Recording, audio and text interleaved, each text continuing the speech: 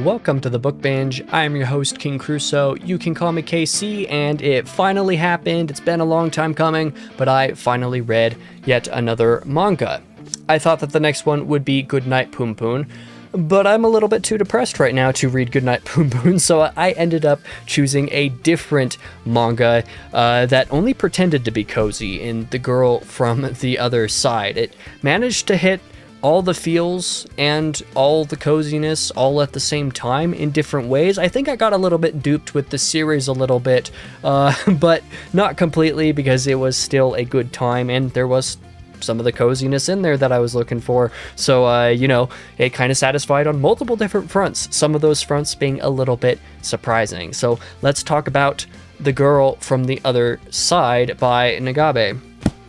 Starting off, just as I normally do in these reviews, with the good, and the main thing that I want to comment here is the depth of the series. There is actually quite a bit of deep thematic content as you work your way through this. You know, it starts off a little bit cozier. It has a lot of that stuff going on, and if you like that vibe, there is some of that material in there. In these first couple deluxe volumes in particular, there are several chapters that are definitely of that lighter side of things.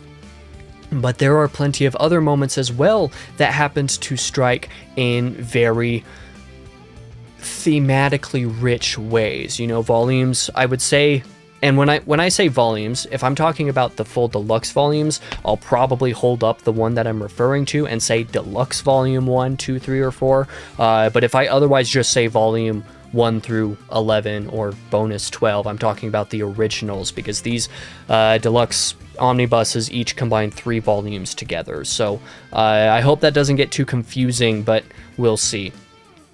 In either case, in Deluxe Volume 2, there's a couple volumes in like 4 and 5 that begin to really hammer in some of the thematic ideas from like a foundational perspective, some of the ideas that Nagabe is going to explore a little bit later, particularly in volumes like 7 and 8 especially. Volume 3 is when I started to get invested in a lot of the character related stuff in here, but some of the themes that Nagabe explores in The Girl from the Other Side that are really impactful and really important are like love and loss. You know, there's a lot about what it means to love somebody, what it means to care for somebody, what it means to actually be a caretaker, be a guardian, and various different aspects of that. It utilizes multiple characters to do that angle, most particularly Teacher, but also the auntie are kind of included in here. And then there are also similar ideas of loss, what it means to lose the people you love, what it means to lose the things that you love,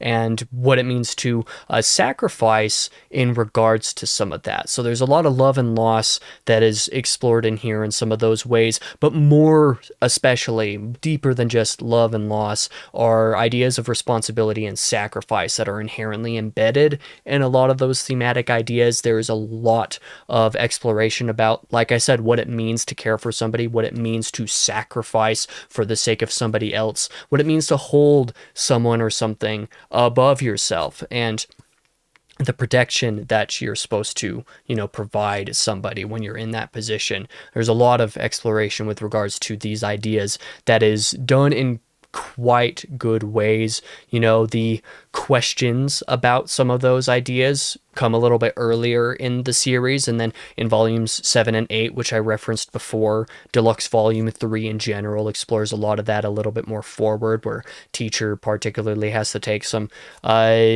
steps that are, escaping his comfort zone in order to do what he feels is right for the sake of Shiva, which makes for some really great discussion. And sort of related to some of these ideas as well are the topics of identity and purpose, what it means to actually have that purpose, such as like caring for somebody, for example. Also, just generally who you are, what and who you are as a result of the things that are part of your life as opposed to what isn't, and what it kind of means, even in some ways, to lose your identity is a topic that is explored implicitly throughout Girl from the Other Side. There's a lot of just a lot of really great material on this kind of introspective side of things. That's really great. Really enjoyed all of that stuff. And then there's also a little bit of kind of external conflict that's explored in great ways too, like combating fear, and when and how to choose grace over fear, and some of these other types of concepts. Like there's a lot of like just ideas that are explored in generally very satisfying and interesting ways, and most of those ways is like my next praise: intimate character focus. Girl from the Other Side is very intimately focused on a pretty small cast of characters, most especially the two that appear on every cover, being Teacher and Shiva, and utilizing these characters in developing them. Nagabe does a really, really, really great job. Like they're developed very beautifully early on, as far as like some of the cozier vibes go, as far as some of that, like, okay, what's actually going on here type of thing. Dialogue sequences are usually quite engrossing as a result of just the interactions between Teacher and Shiva, the interactions between these different types of people. You know, the insider versus outsider conflict is a big part of the entire series, but particularly on that intimate character side of things with Teacher and Shiva specifically becomes like a really interesting dynamic to explore. There's a lot of that character stuff that is enjoyable. And like I said, a lot of the early character development, the cozier vibes inherent to that, is really great. And then there's, you know, some of the other outsider characters that are intriguing, and Auntie makes for a great inclusion in here, where and when she appears and how that develops, and some of the conflict kind of, you know, therein. Like there's a lot of really great material in this with regard to character focused stuff. And more specifically, I do want to note in Deluxe Volume 4, volumes 10 through 11 are the last two volumes of the series, but there is technically a 12th bonus volume, and that 12th bonus volume is just like a handful of little vignettes, a handful of little brief chapters that are kind of like slice of life-esque in the cozier vibe of things, that kind of take place in a handful of different spots within the narrative, but are otherwise not inherently connected to the narrative of the story. And that bonus volume makes for a really, really, really great way to end off the series. You know, volumes 10 and 11 kind of end off in some confusing and melancholy ways, depending on how you think of it. And volume 12 kind of returning to that cozier vibe from earlier in the series, if that's more of what you expected, kind of wraps the entire thing up in a really great bow. So I think that volume 12 is one that you should absolutely check out when you're done with the series, because of that cozier vibe. If you like that vibe, definitely check out 12 because it's really good for that. Finally, I do want to comment a little bit more on that insider versus outsider conflict. Just in general, I think that this conflict is really well balanced, and particularly within the first couple of deluxe volumes, the first like 6 volumes of the series. Well, honestly, frankly, the first 3 volumes, deluxe volumes anyway, there's a ton about the way that the insider versus outsider conflict and the way that these things are thought about and discussed in the series that is really good and really thoughtful. I think volume 9, the last volume of deluxe 3, is the only volume where it starts to get a little bit heavy-handed in some ways, just because I think it focuses a little bit too much on the human side of things and doesn't have enough of the other stuff going on to be as impactful as I personally would like. But otherwise, there's a lot of those first 2/3 of this series that is just really good as far as handling this conflict and what goes on there.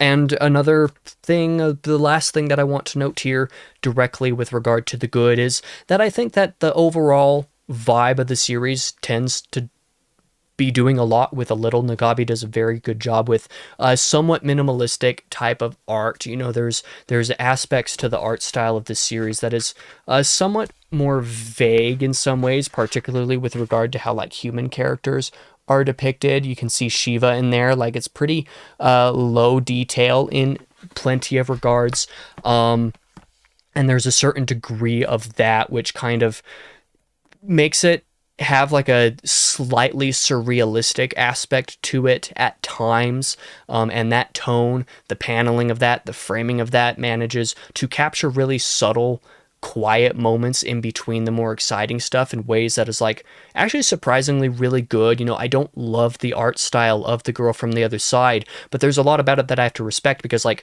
a lot of this doesn't actually need to be super detailed to really get a good picture, because you're filling in a lot of those blanks yourself, and that matches the dreamlike tone of the series. And that's, I guess, one other thing that I should have commented on. There's a really great tone to the series overall that's got kind of an elevated fairy tale-esque dream-like type of stuff going on that the art style actually supplements quite well. But I am going to take this chance to transition us into the bad here. And this is a little bit more of like personal taste, at least this first point continues on that artwork side of things. I don't love the art style of The Girl from the Other Side personally. It's just not really my thing. And there are plenty of times at which it kind of gets in the way. You know, I have to respect the way some of the minimalistic side of things works out, and I have to respect a lot of the art paneling and framing of different shots, so to speak, different panels within the work that are really good, particularly later on. The further that the series develops, the better it gets. But I also have to say that I just don't love this art style. There's a lot about it that, like, I wish there was more detail. I wish there was more stuff going on. I wish it was more clear, and particularly in volumes 1 and 2.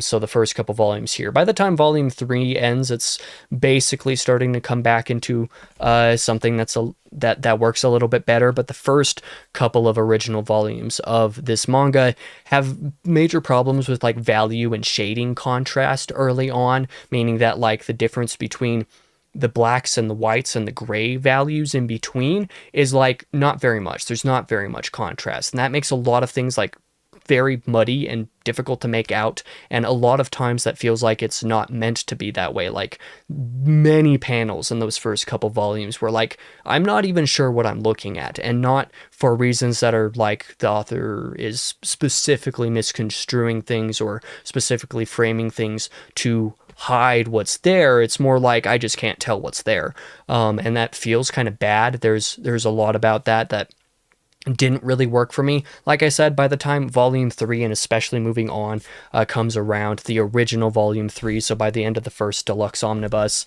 it does have a little bit better value contrast, and does continue to get a little bit better through the rest of the series for the most part, but there is still definitely a big part of that, especially with like the outsiders being all completely black versus anything else, means that in the black and white drawings there's a lot of outsider stuff, particularly when it gets dark or when there's a lot of shadow and stuff that is just really unclear. Again, I just wish there was a little bit more that was like kind of obvious to the eyes, and that's a little bit more of a personal taste thing to a certain degree, but there's also a degree to which is kind of a failing. Like I said, mostly early on, but that's my opinion. I don't love the art. I can respect the art a lot for what it does, but there are times at which it's just kind of a struggle to even make out what you're even supposed to be seeing in a panel. Other times where it's very obvious and like super clear, and kind of implicit in there, like you don't even need to look for more than a half second to know exactly what's going on in a series of panels.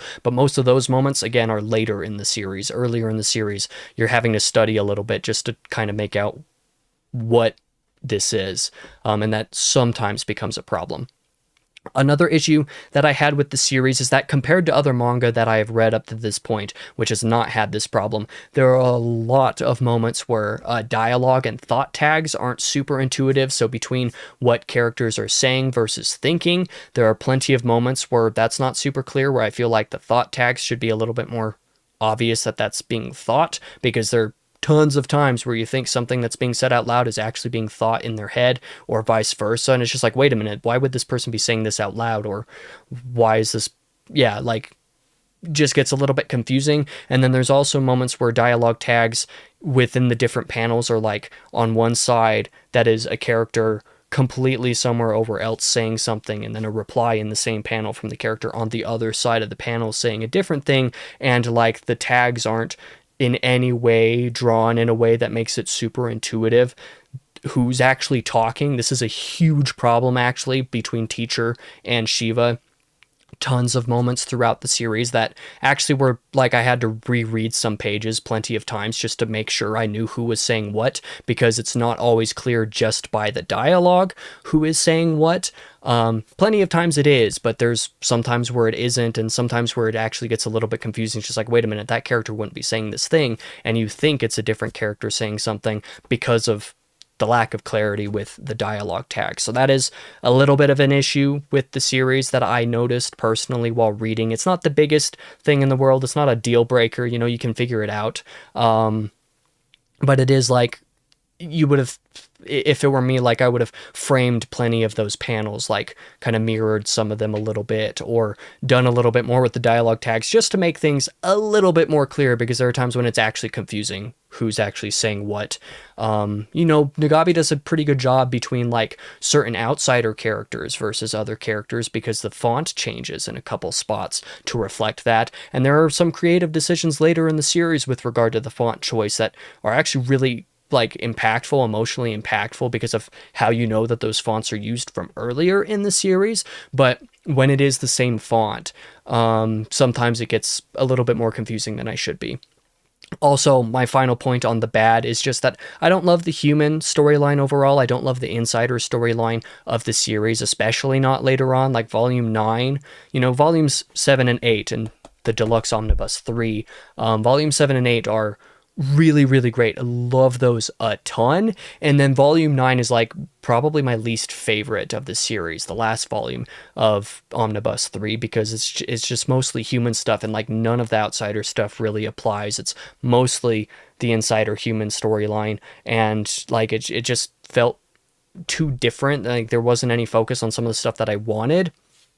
And I determined at that point that the general thematic palette of the human storyline in the first place is also a little bit heavy-handed. And so I think the theology side of things becomes a little bit unnuanced and basic when focused on a little bit too much.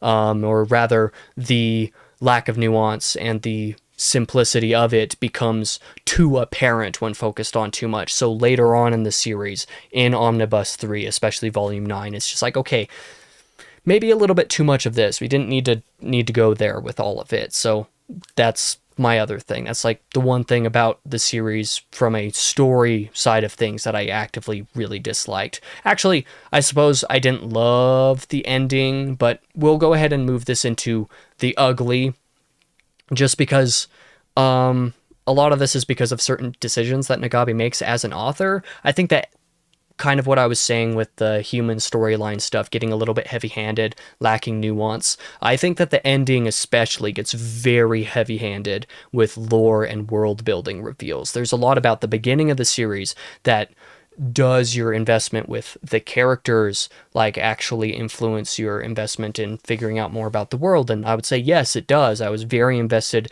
in learning more about the world, and the little bits of lore drops and stuff that Nagabe does include in different ways early in the series works really well.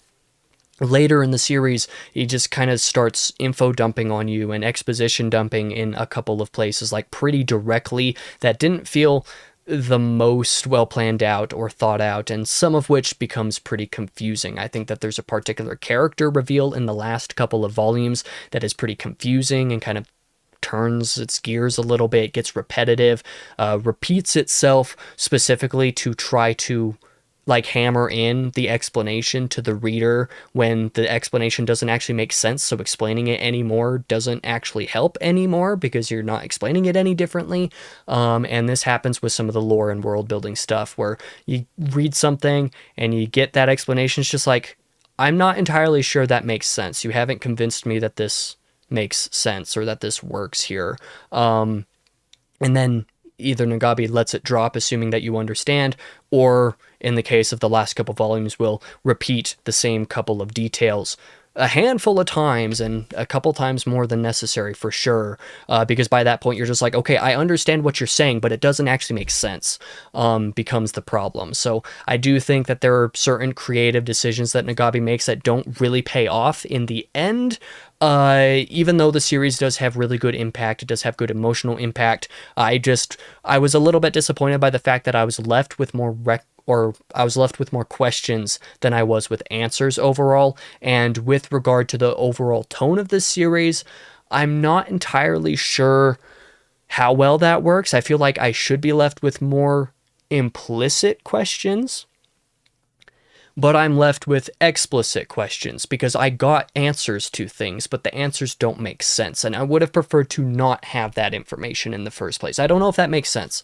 But overall, I was a little bit disappointed with the ending, just on account of that. And this is a lot of actually why I think that reading volume 12, the bonus volume, after the whole thing is over, actually really works, because it does return to some of the simplicity from earlier on in the series. It is very cozy. It is a little bit cuter. And so it like kind of serves for that. After there are some melancholy notes to the ending as well that I actually really like. You know, there's a good bit about the ending that I do enjoy. There's a little monologue at the end that I really like.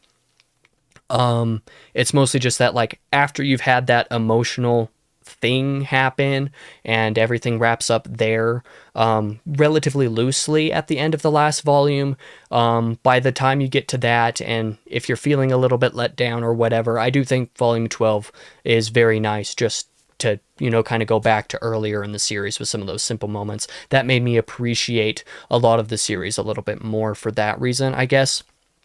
As for like a recommendation, you know, it's, if the concept of Girl from the Other Side sounds good to you, I definitely recommend it. I'm not going to say you should necessarily skip this or go out of your way to avoid it, because I think that there's going to be a lot of people who really love this. In fact, the reactions on Goodreads, the ratings for this are very high. So if you're into this, you're probably super into this. And the fact that it's pretty short kind of works out as a great balance of very cute and real material that makes it pretty diverse, in ways that is pretty good. But it is only 11 regular volumes of manga. It's only 12 if you include the bonus. So that's very doable as far as some manga stuff goes. Like I said, the very ending monologue is very meaningful at the end, so it's worth reading through for that. I do think the cozy moments are great, and frankly, the thematic content, specifically the first like 2/3 of it, is really, really good. I loved that enough to recommend it to you for that reason, and I think wrapping up with that bonus volume makes the entire package a little bit more memorable as a whole, in general. And personally, I would say this on a personal note. I think that this is worth reading just for Teacher. Like, Teacher's character arc within Girl from the Other Side is very good, especially in those first 8 volumes, is just incredible. He's maybe one of my favorite, actually, I don't think it's just maybe. I think that Teacher is my favorite manga character that I've read so far. Not that I've read much manga. I've only read I've only read Goodbye Eri, and I've read Monster, and I've read Uzumaki, and now I've read Girl from the Other Side. So I've not read very much manga, but of the characters that I've experienced in these stories, like, I think Teacher's my favorite, even over like Grimmer in Monster. And so Teacher's great. So if you're interested in like some of that thematic stuff, if you're interested in some of the cozy character interaction stuff, I think it's worth giving a shot. But just know that there are some aspects about the ending that might not fully satisfy in ways that you might hope, but I do think it's worth giving a shot anyway. I don't know how convincing that recommendation is. I enjoyed Girl from the Other Side. I didn't like love it. I think that the entire omnibus series, all 4 of these omnibuses, I gave 4 stars to, so it's, you know, it's good. As far as the individual volumes, it's a little bit more variable. I think that volumes 6 through 8 are my 3 favorites. Like, those are definitely the standout favorites for me. Then volumes 1 through 4 are like on a pretty solid level with each other in different orders, kind of under those. And then volumes 10 through 11 are a little bit disappointing in some ways and turn their gears a little bit.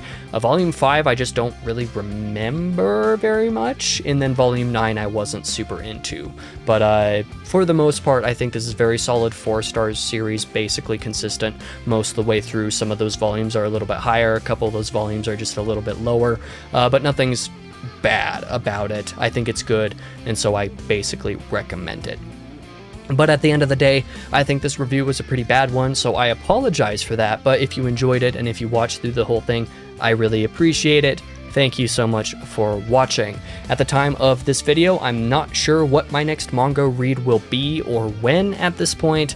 It might be, something random and short-ish over the next handful of months, something for a little bit more coziness and fun to come. I'm not entirely sure, but there's also a chance that I don't read much manga for basically like the first half of this year while I'm trying to get actually down into reading a little bit more books again, because 2025 was not a great reading year for me. But in either case, I have no idea what I'm going to read. If you have any recommendations for some more fun, jovial manga, give me a shout, recommend those in the comments down below, because I'm interested in looking into different things. But in a handful of months, I'll probably have an idea of what my next manga will be. So, you can check back in later whenever that ends up being. I'm probably going to do an update to a manga series that I plan to read, because I did one of those videos before, but that included things like Goodbye Eri and Uzumaki and stuff like that. A couple of those things I've read by now, so I might do an update, and some manga that I've got my eyes on that might implicitly be asking for recommendations of what to do or what to prioritize within that list. I'm not entirely sure, but anyway, I'm continuing to ramble and I apologize for it. Either way, I've been your host, King Crusoe. You can call me KC, and I hope to see you guys in the next video.